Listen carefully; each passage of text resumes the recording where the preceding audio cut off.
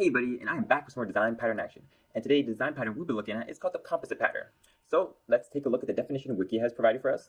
The composite pattern is a partitioning design pattern. The composite pattern describes that a group of objects are to be treated in the same way as a single instance of an object. The intent of a composite pattern is to compose objects into tree structures to represent part-whole hierarchies.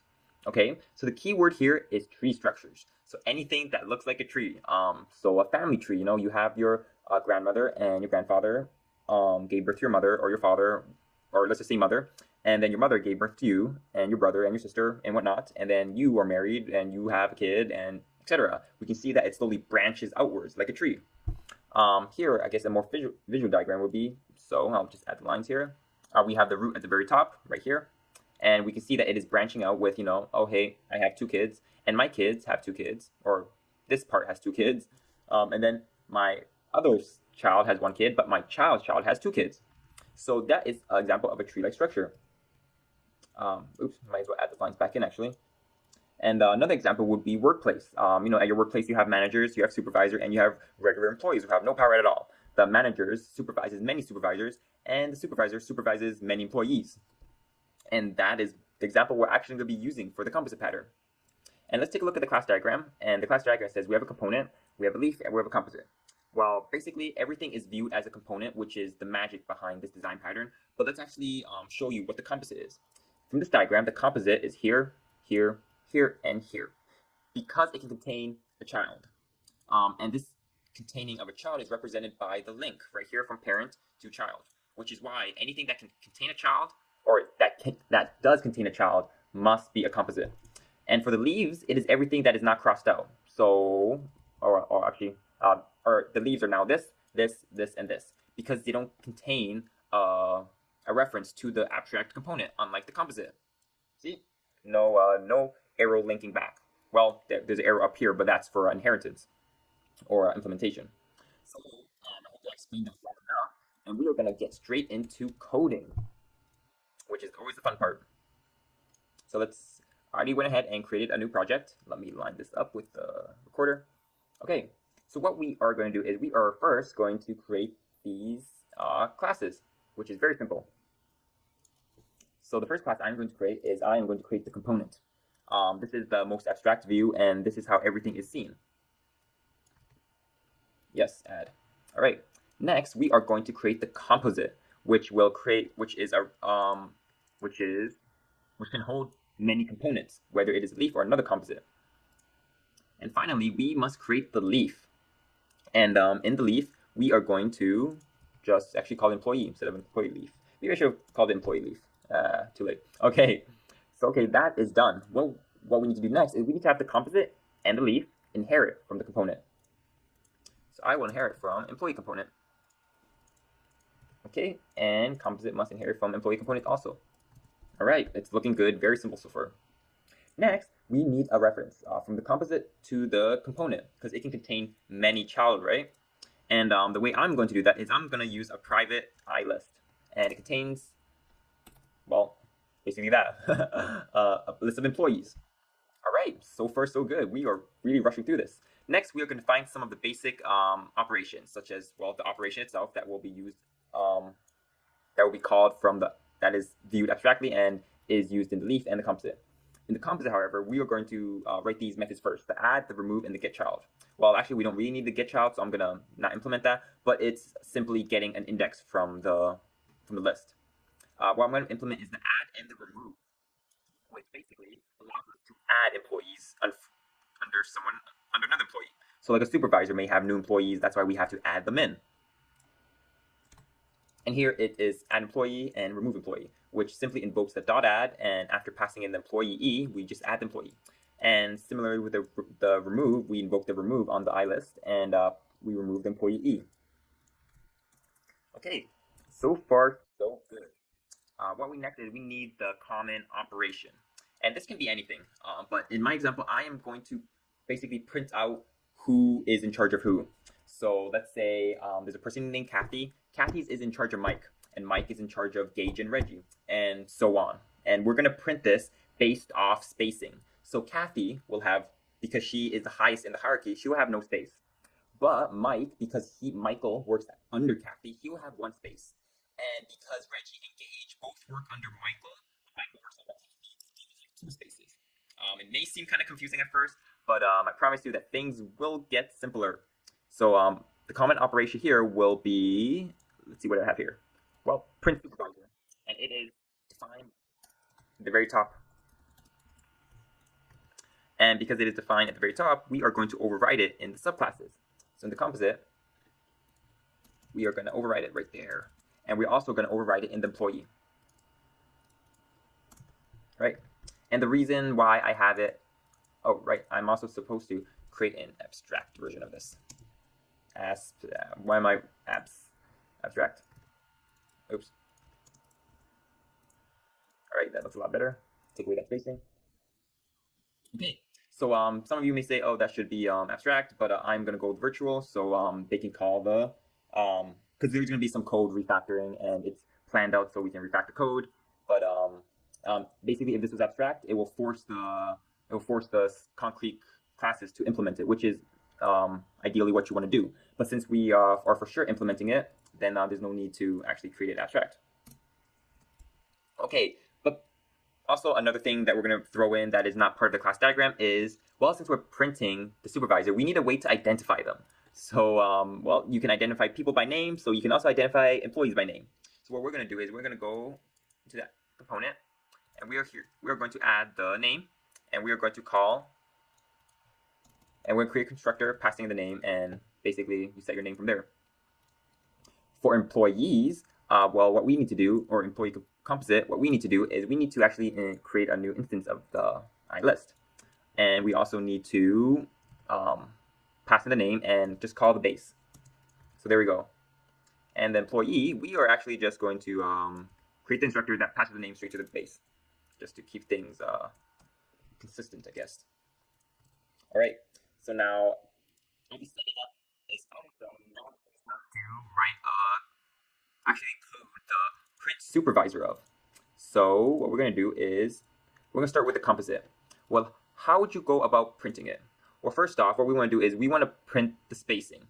Basically, we want to print the spacing so we know where it is, we know who they are working under and whatnot.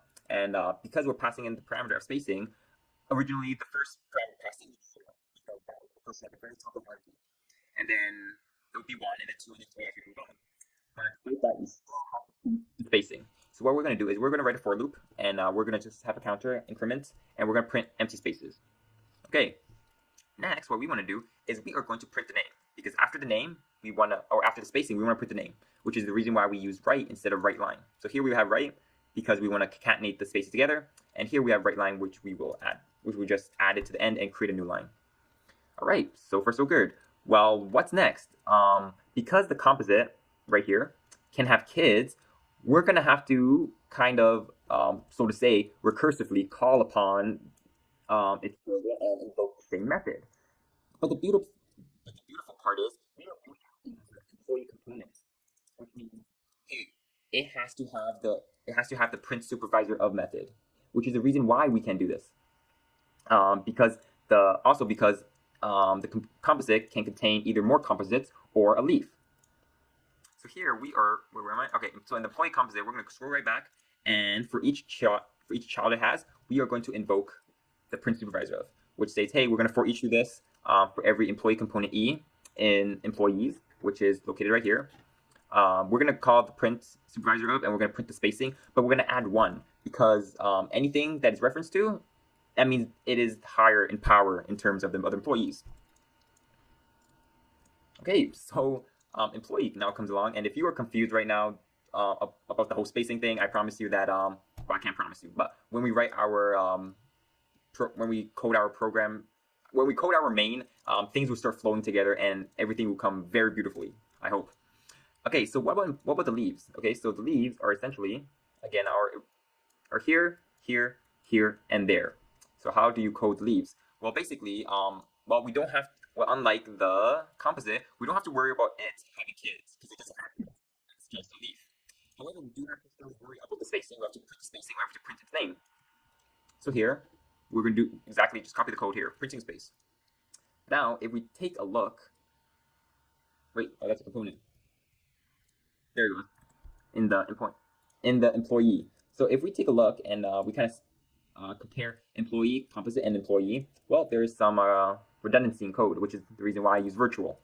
And we can practically, refactor it by calling it in the, placing the code in the super, or in the base, and we're going to call the base dot print supervisor of, and we're going to pass in spacing.